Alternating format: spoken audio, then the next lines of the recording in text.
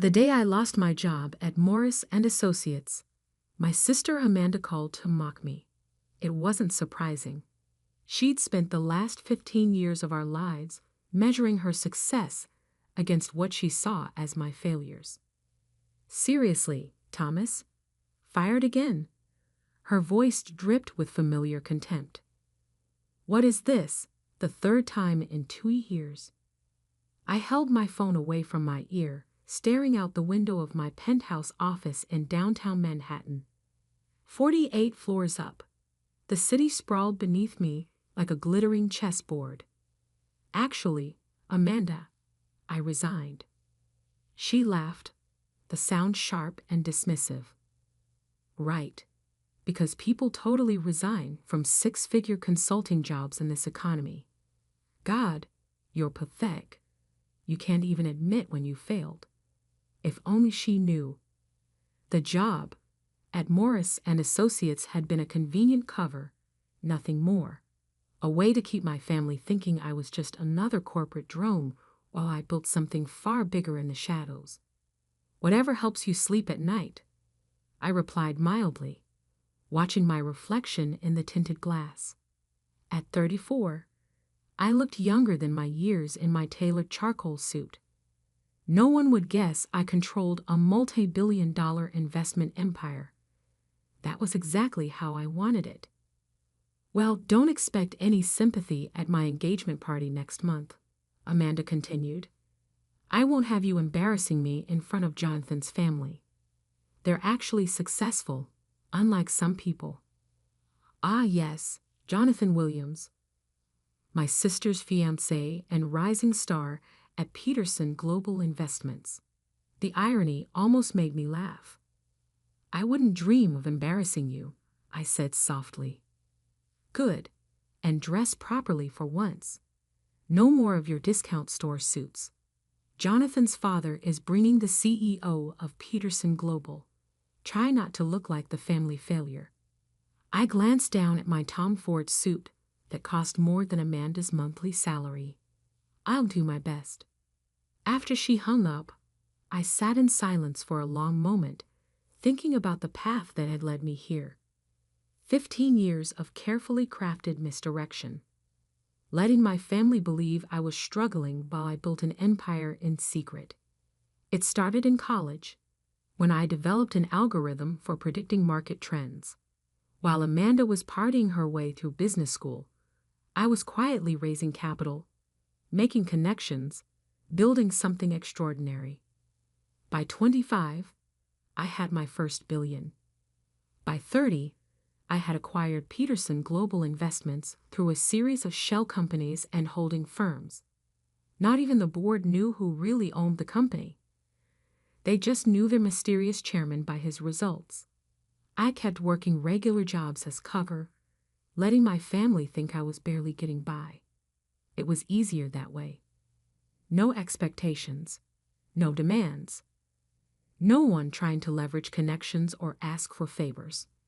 But now, watching the sun set over Manhattan from my private office, I wondered if it was time for the truth to come out. Amanda's engagement party would be the perfect stage. Jonathan Williams, her beloved fiancé, reported directly to me, though he'd never met the reclusive Chairman Peterson in person. My phone buzzed. Speaking of Jonathan, "Sir," he said nervously when I answered. "I just found out. My fiancée. She's your sister?" "Indeed she is, Jonathan." I allowed myself a small smile. "Quite a coincidence, isn't it?" "I had no idea, sir. She talks about you, but she doesn't seem to know." "That's because she doesn't know. None of my family does. And I prefer to keep it that way, at least until the engagement party." "Of course, sir. But what should I do when I see you there?" I thought about Amanda's years of mockery, her constant need to prove her superiority. Just act naturally, Jonathan. I'm sure it will be quite an interesting evening. After hanging up, I walked to the windows again. Below, the city lights were blinking to life one by one. like the pieces of an elaborate game moving into position. In the coming weeks, I watched from afar as Amanda planned her elaborate engagement party. Our parents called regularly to update me on the details, their voices tight with familiar disappointment when they asked about my job situation. "You know, your sister's fiancé is very successful," Mom said during one call. "Maybe he could help you find something stable." I get back a laugh. If they only knew that Jonathan's continued employment depended entirely on my goodwill. "I'll keep that in mind," I said neutrally. The morning of the engagement party dawned clear and crisp. I stood in my closet, considering my options before selecting a bespoke brownie souped in midnight blue. Might as well look the part when the truth came out. As I adjusted my Patek Philippe watch, worth more than Amanda's car, I thought about how this evening would change everything. Part of me would miss the simplicity of anonymity. But watching my sister's carefully constructed illusions shatter would be worth it. I arrived at the venue, an exclusive Manhattan restaurant, exactly on time. Amanda was holding court near the entrance, resplendent in a designer dress, Jonathan nervously at her side. "Oh, look who actually showed up," she announced as I approached. "And wearing something from Men's Warehouse. How appropriate." Several of her friends tittered. Jonathan looked like he wanted to sink into the floor. "Congratulations, Amanda," I said calmly. "Jonathan?" I nodded to my employee, who could barely meet my eyes. "Still unemployed." She pressed, clearly eager to show off my failures to her new social circle.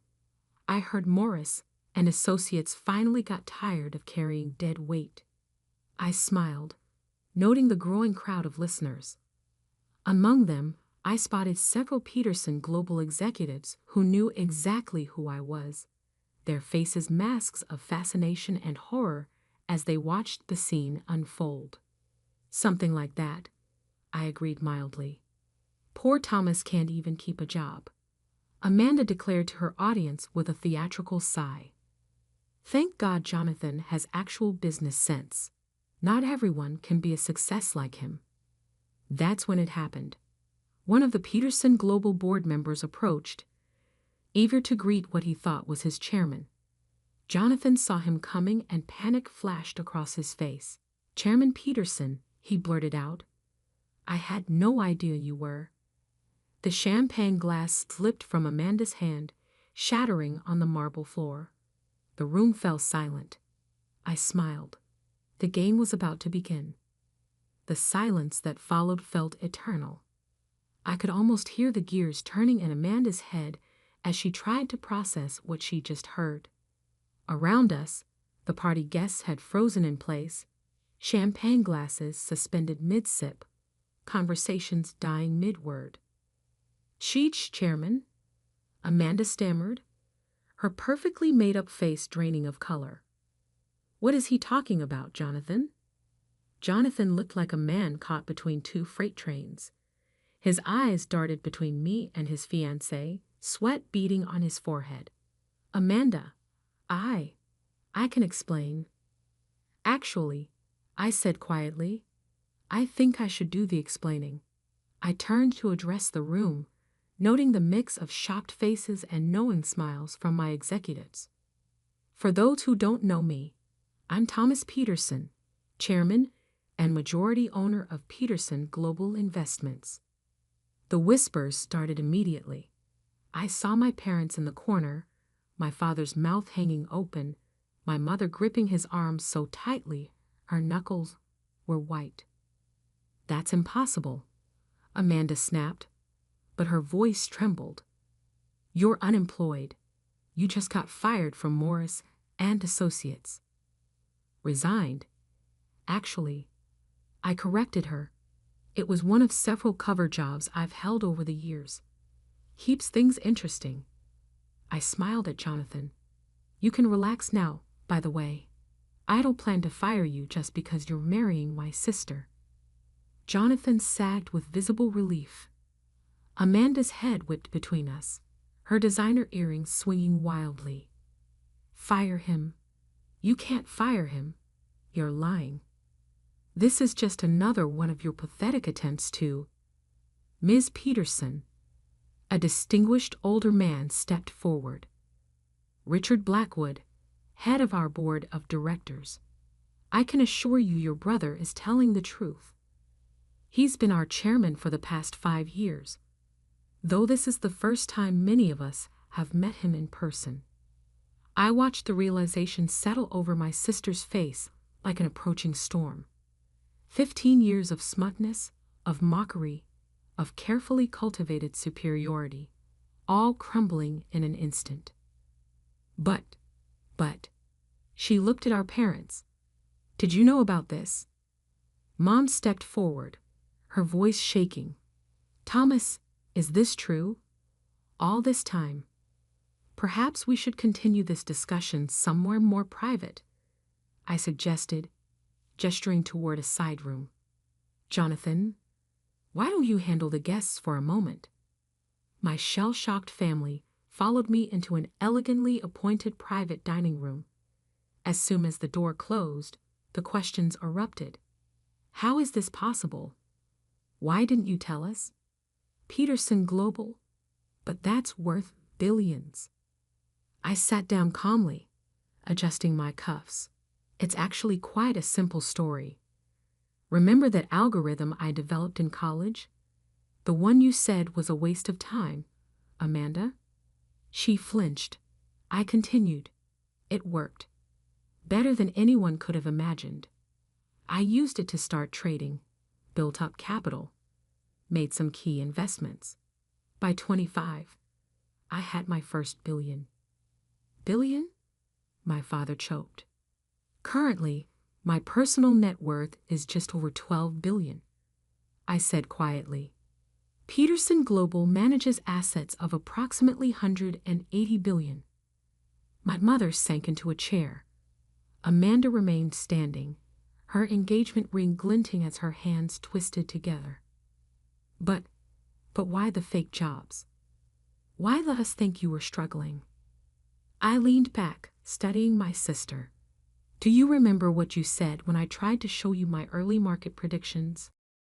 Called it cute, that I thought I could compete with real business people. She flushed. That was years ago. 15 years, to be exact. The same day, I decided to build everything in secret. No pressure, no expectations. No family members asking for favors or trying to leverage connections. Just pure merit. We wouldn't have. My father started. Really? I raised an eyebrow. Like you didn't use Amanda's connections to try to get contracts for your consulting firm. Like Mom didn't ask Amanda to help cousin Peter get an interview at her company. They had the grace to look embarrassed. But all those times we tried to help you, my mother said softly. The job referrals, the career advice, the constant criticism, I added. The comparisons to Amanda's success, the jokes at family gatherings. I kept my voice level, but years of suppressed feelings were rising to the surface. Amanda sank into a chair, her perfect posture crumbling. Oh God, she whispered. All those things I said to you, about being a failure, about not measuring up. While I was signing your fiancé's paychecks, I finished for her. Ironic, isn't it? A knock at the door interrupted us. Jonathan poked his head in, looking uncertain. Sir, I mean Thomas. Some of the board members are asking. Of course, I stood up. We should rejoin the party. I believe there's an engagement to celebrate. I headed for the door, then paused. Oh, and Amanda? That discount store suit you mocked earlier? It's brownie. Costs more than your car. The rest of the evening was a blur of revelations and reactions. I watched as my sister struggled to adjust her worldview, as my parents grappled with their new reality. The Peterson global executives who'd long known me only as a voice on the phone or a signature on documents now clustered around, eager to finally meet their mysterious chairman. Later, as the party was winding down, Amanda approached me at the bar. Her makeup was slightly smeared, her confident facade cracked. "Why now?" she asked quietly. "Why reveal everything at my engagement party?" I sipped my scotch, considering, because it was time, because I'm tired of living a double life, and because I looked at her directly. Sometimes the most valuable lessons come at our moments of greatest pride. She flinched, but nodded slowly. I deserve that. All these years, I've been so superior, condescending, cruel. "Yes," she whispered. "I'm sorry, Thomas. I know it doesn't make up for anything, but I'm truly sorry." I studied my sister, seeing for the first time in years the girl who used to be my best friend before success and rivalry drove us apart. "The question is, Amanda, what happens now?" She looked at me uncertainly. "What do you mean?" "Now that the truth is out, now that you know your failure brother is actually one of the most powerful men in global finance, now that your entire perception of our relationship has been turned upside down, what happens next?" Her answer would determine a lot about our future. I waited, watching emotions play across her face as she grappled with 15 years of shattered assumptions and the dawning reality of our new dynamic. The world I'd built in secret was now fully exposed. The carefully maintained walls between my two lives had crumbled. As I waited for my sister's response, I wondered if revealing the truth would heal our family's wounds or only deepen them. Either way, there was no going back now. The weeks following the engagement party were a study in chaos theory, how one revelation could spiral out into countless unforeseen consequences. The story of the mysterious Chairman Peterson revealing himself at his sister's engagement party leaked to the financial press within days. Our family's photo appeared in the Wall Street Journal, my sister's shocked face immortalized for the business world to see.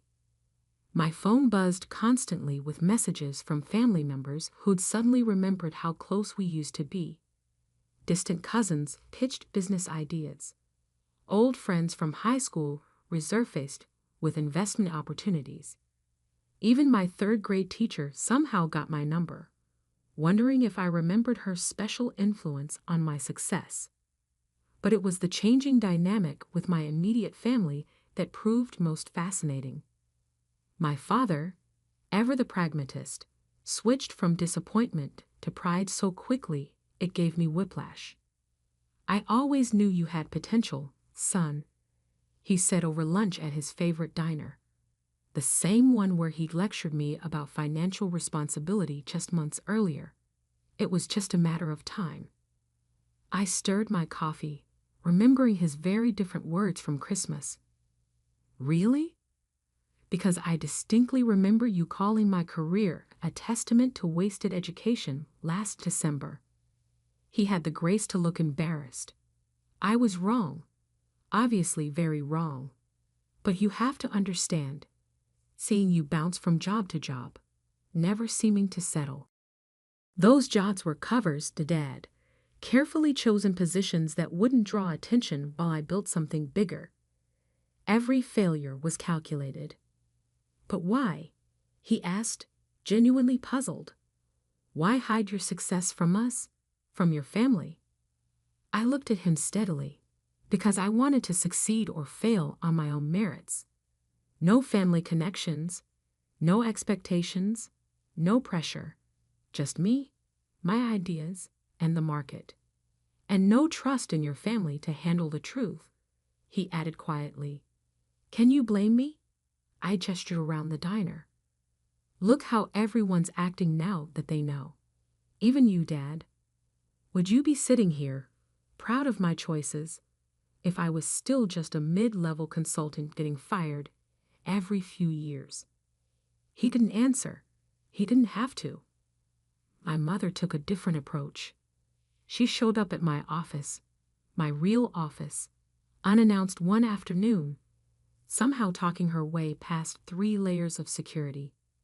"This is where you've been all along?" she asked, taking in the panoramic view of Manhattan. "While we thought you were struggling." "Mom." "No, let me finish." She turned from the windows, her eyes bright with unshed tears. "Do you know how many nights I lay awake worrying about you? Wondering if you'd ever find your path, if you'd ever be okay." "I was more than okay," I said softly.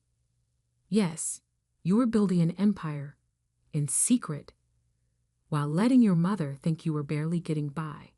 Her voice cracked. "Was it worth it? Was proving your point worth all the pain you caused?" That hit home. I'd spent so many years focused on maintaining my cover, on building something independently, that I'd never fully considered the emotional cost to others, especially to her. "I'm sorry," I said finally. "Not for building this my way, but for hurting you. That was never my intention." She studied me for a long moment, then nodded slowly. "I suppose I understand. After how we compared you to Amanda all those years, how we pushed and criticized, you wanted to prove yourself without our interference. Something like that. Well," she straightened her shoulders, "I hope you've proved whatever you needed to prove, because I expect to see my son at family dinners from now on. Your real self, not some carefully constructed facade." I smiled. "Yes, Mom." But it was Amanda who surprised me most. A week after the party, she asked to meet at a small coffee shop. Not the kind of upscale venue she usually preferred. "I've been doing a lot of thinking," she said, staring into her untouched latte, "about how I treated you. About why I felt the need to constantly remind me of your success and my apparent failure." She winced. "Yes, that." She took a deep breath. "I think I was scared. That wasn't what I expected." "Scared? Of what?" "Of not being enough. Of not living up to expectations. Mom and Dad always pushed us to be successful, and somewhere along the way, I decided that meant I had to be better than you. Had to prove myself by comparison." She laughed bitterly. "And all this time, you were so far ahead of me, I couldn't even see it." "Success isn't a competition, Amanda," says the secret billionaire, she shot back, but there was no malice in it. "God, do you know how stupid I feel? All those times I mocked your career, your clothes, your life. You could have bought and sold my company 100 times over. That was never the point." "Then what was the point, Thomas? Help me understand." I considered carefully. "Freedom," I said finally. "The freedom to succeed or fail on my own terms. To build something without family pressure or expectations. To know that every step forward was because of my own efforts, not our name or connections." "And what about now? Now that everyone knows?" "Now," I smiled slightly, "now I do whatever I want, starting with fixing some things I've been neglecting." The next month proved transformative. I established a family foundation, not to hand out money, but to help fund entrepreneurial ventures within the family, properly vetted ones with solid business plans. Mom joined the board, proving surprisingly astute at evaluating proposals. Dad's consulting firm suddenly found itself with several major contracts, though I made sure he never knew they came through my connections. He didn't need to know. The quality of his work spoke for itself, once given the opportunity. As for Amanda and Jonathan, their wedding plans shifted from merely expensive to genuinely meaningful. Amanda insisted on scaling back the extravagance, focusing instead on creating something more personal. "I've had enough of showing off," she told me. "Time to focus on what really matters." Jonathan proved himself worthy of both his position and my sister, throwing himself into new projects with renewed confidence now that he no longer had to navigate the complex waters of our family secret. The press eventually moved on to newer stories. The flood of long-lost relatives slowed to a trickle. Life found a new normal, though not the one I'd maintained for so many years. 6 months after the engagement party, we had our first real family dinner in years. No pretense, no hidden agendas, no carefully maintained facades. Just family, finally seeing each other clearly. "You know," Amanda said as we lingered over dessert, "I never did thank you properly." "For what?" "For teaching me the most expensive lesson of my life." She smiled. "Never judge someone's worth by the suit they're wearing, even if it looks like it's from Men's Warehouse." I laughed, especially then. Later that night, standing in my office overlooking the city, I thought about the path that had led here. The years of secrecy, the careful misdirection, the calculated failures, all to build something truly my own. Had it been worth it? The lying, the hidden successes, the pain it caused my family? Looking at where we were now, Mom and Dad proud without being overbearing, Amanda humbled but happier, our family bond stronger for having been tested, I thought maybe it had. Sometimes the hardest lessons come wrapped in the most expensive packages. Sometimes success isn't about proving your worth to others, but about proving it to yourself. And sometimes, just sometimes, the best revenge isn't revenge at all. It's growth. I picked up my phone and texted Amanda, "Dinner next week? My treat." Her response came quickly, "Only if you wear something from Men's Warehouse, for old time's sake."